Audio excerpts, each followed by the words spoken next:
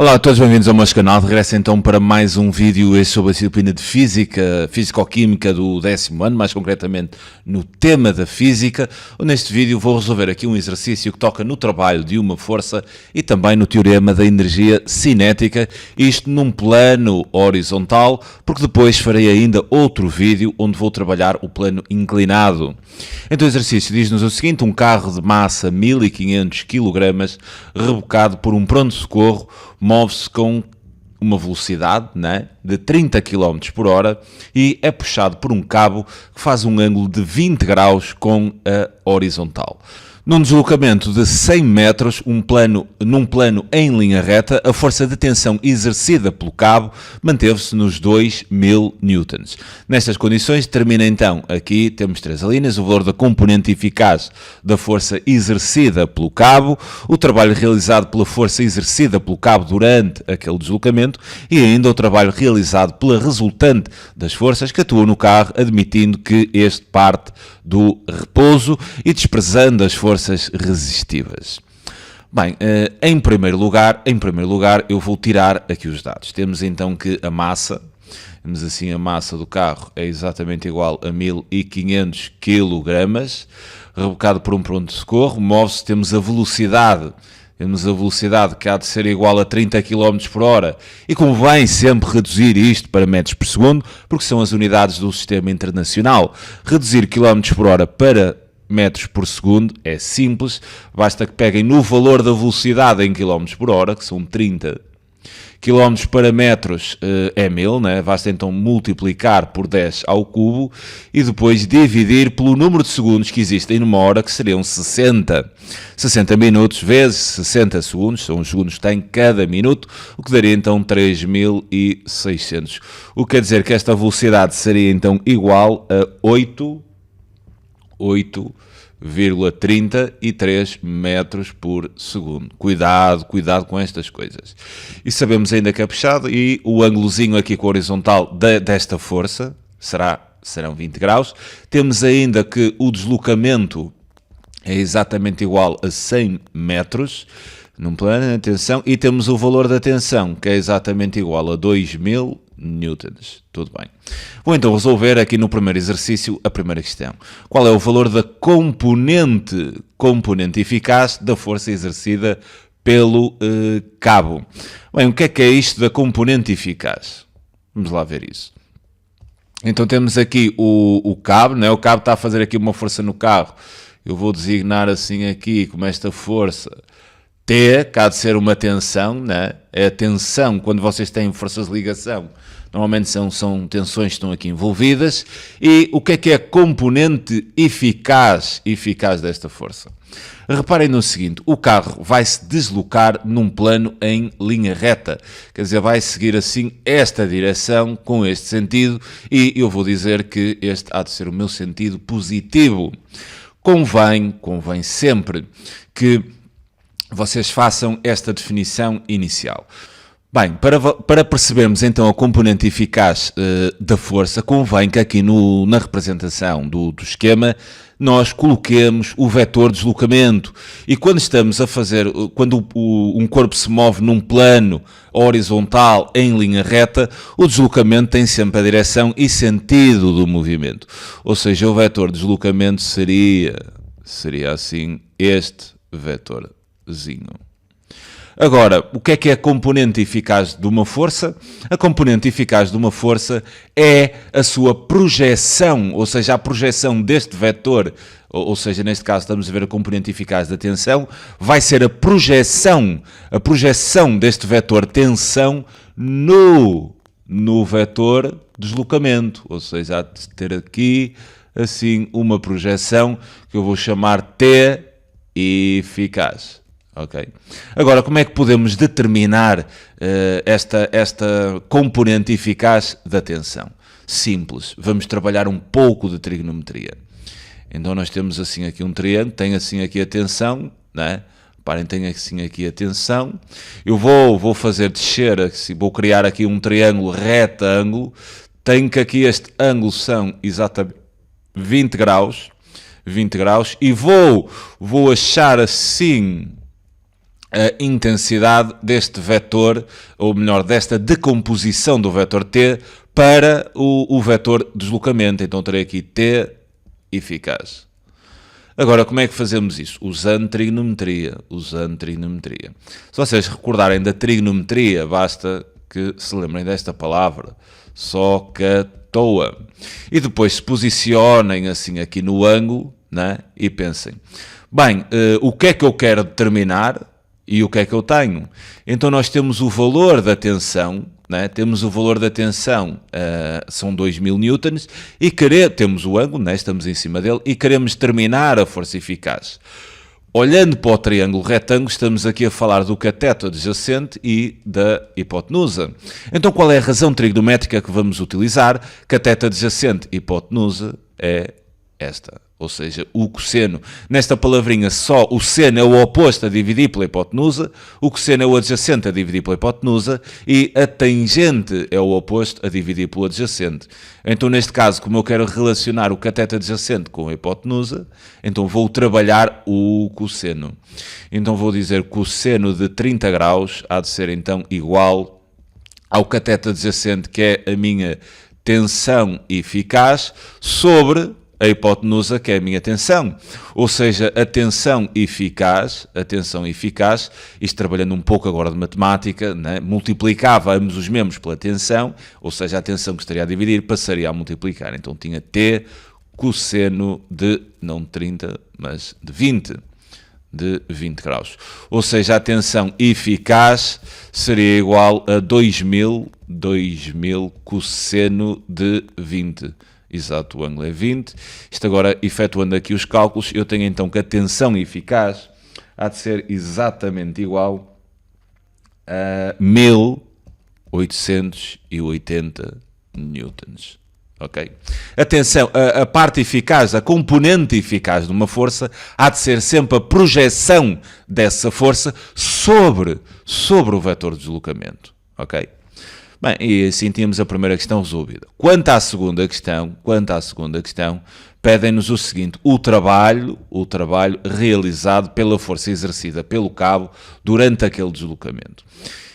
Bem, nós podíamos bater aqui na forma de trabalho. O trabalho vai ser o trabalho da tensão, será igual então ao módulo da tensão, vezes o módulo do deslocamento, né? Ou seja, o comprimento do vetor de deslocamento, vezes o cosseno do ângulo que a tensão há de fazer, ou seja, que o vetor de tensão há de fazer com o deslocamento. E esta ideia de olharem para o ângulo desta maneira é extremamente importante. Okay? O cálculo do ângulo do trabalho será sempre o ângulo que a força que vocês estão a calcular, o trabalho, faz com o deslocamento.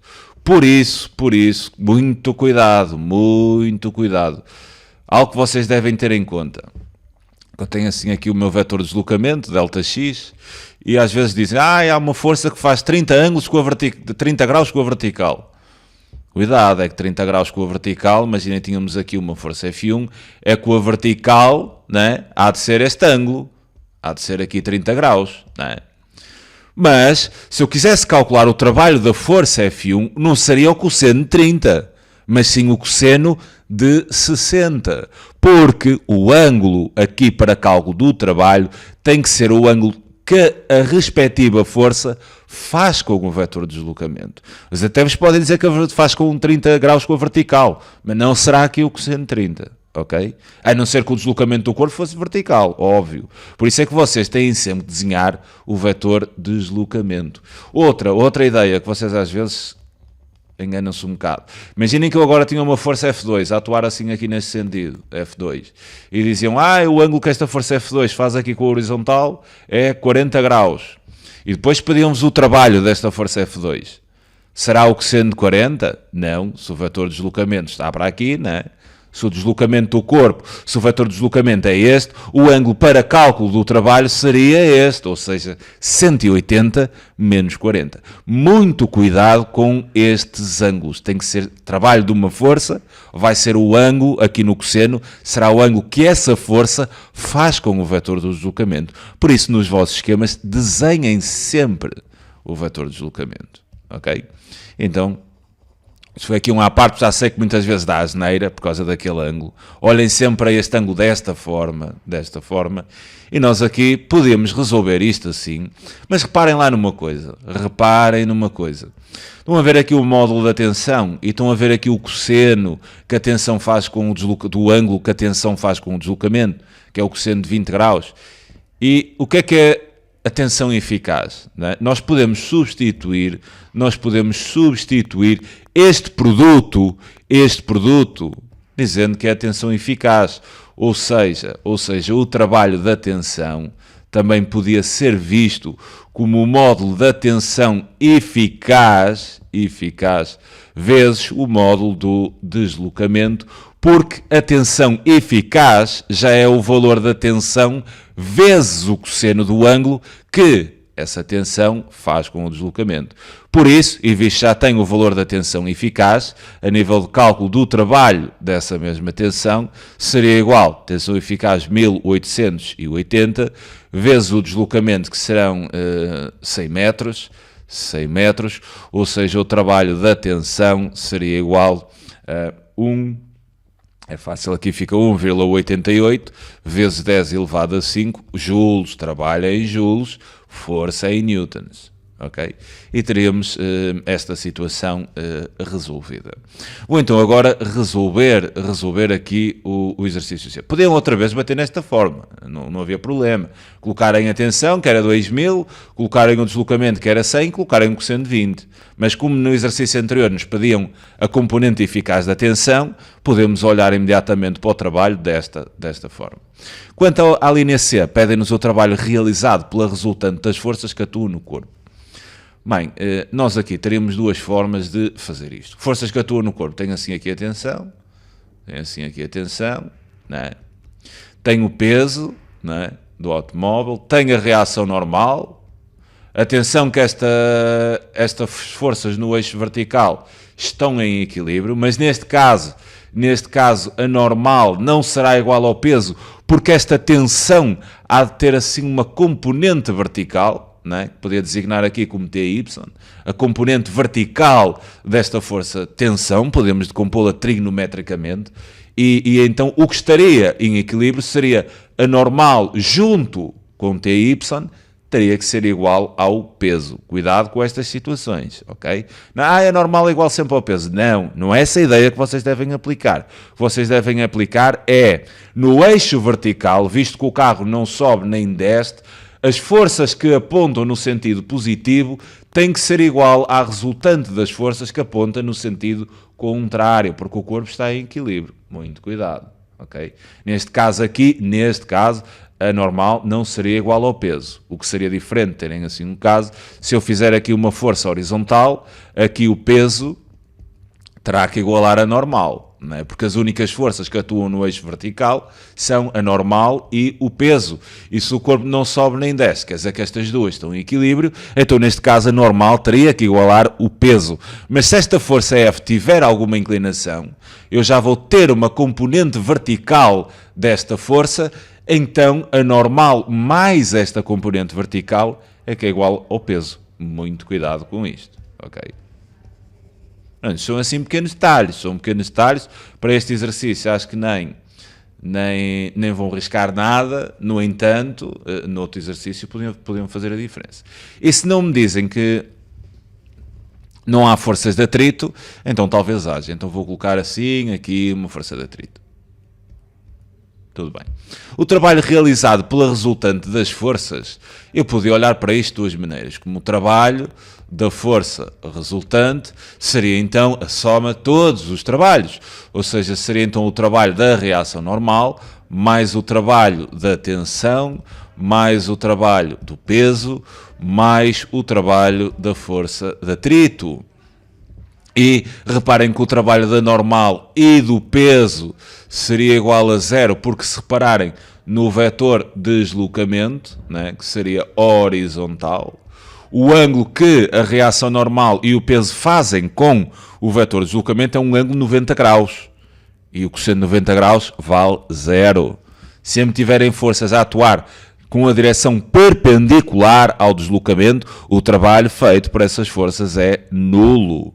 porque o ângulo é 90 graus e o cosseno de 90 graus é igual a 0. Então ficaremos reduzidos ao trabalho da tensão mais o trabalho da força de atrito. No entanto, qual é o trabalho da força de atrito? Nós não temos a intensidade, não é? Nós não temos a intensidade da força de atrito. Então nós podemos resolver esta questão de uma outra maneira. Podemos resolver a questão de outra maneira. Ou seja, aplicando o teorema da energia cinética. E o que é que nos diz o teorema da energia cinética? Diz-nos que o trabalho da força, da resultante das forças que atuam no sistema é sempre igual à variação de energia cinética. E este então é o teorema da energia cinética, o que vai dar muito jeito, porque reparem aqui, falam-vos de velocidade. E dizem que o carro parte do repouso.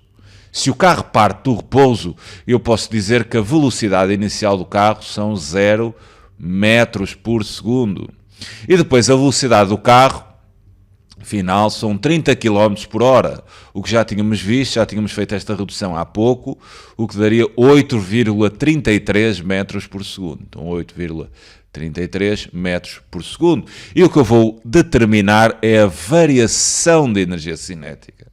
Então a variação de energia cinética será igual ao valor da energia cinética final menos o valor da energia cinética inicial. Né? Reparem que no início a velocidade é 0 e a energia cinética é dada então pelo meio da massa vezes a velocidade ao quadrado. Se eu tiver a energia cinética inicial, então eu tenho a velocidade inicial, e se essa velocidade é 0, então a energia cinética inicial há de ser igual também a 0, porque a velocidade inicial é 0. Então teríamos que a variação da energia cinética seria dada simplesmente pelo valor da energia cinética final, que se pode calcular através de um meio do produto entre a massa e, neste caso, a velocidade final ao quadrado. O que isto quer dizer-me então que a variação da energia cinética será 1 meio vezes a massa, que são 1500 kg, vezes a velocidade em metros por segundo, será 8,33 ao quadrado. O que isto me quer dizer então que a variação da energia cinética será exatamente igual a 5,17 vezes 10 elevado à quarta joules. Ou seja, o trabalho da força resultante, se é igual à variação da energia cinética, e se a variação da energia cinética é este valor, há de ser então igual a 5,17 vezes 10 à quarta joules. E tínhamos então o exercício resolvido. Sempre que vos falarem em velocidades e a seguir vos questionarem sobre o trabalho da resultante das forças, lembrem-se deste teorema da energia cinética. Fico bem então por aqui, é sempre um prazer enorme poder ajudar. Ainda vou tentar fazer um vídeo com o plano inclinado e até já, um abraço.